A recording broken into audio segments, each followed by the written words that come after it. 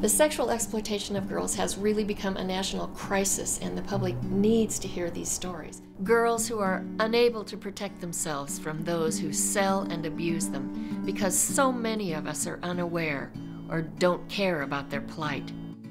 The age of entry into trafficking is 12 to 14 years old. These are children. These are our children, and if we don't do something about it, who will?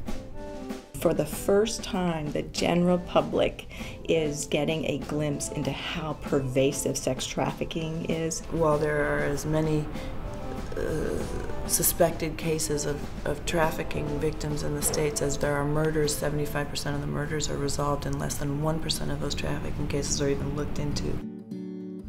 I broke out the bracelet and I called the police.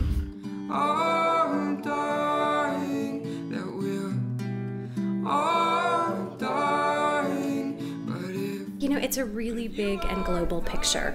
It's partially our society, partially our family, partially our schools. I don't think there's any one area where we can point a finger and say, this is the problem.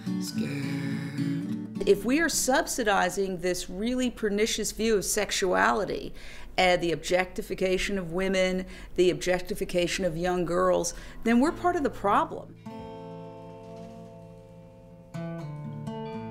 You know, when somebody tells you if you say something, they're going to kill your mom and your family, you're not going to say anything because you don't want the people that you love most to get hurt. There are many young women and girls who have become hooked on drugs, and they may not yet consider themselves prostitutes, but they are looking for a way to help fund that need, and so they are turning to selling themselves for money. For the drugs, I get them wherever I could at, from pretty much anyone, and I felt that I had to pay them back somehow. These girls, these children are here, living and dying in our cities, in our towns. We don't see them because we don't want to.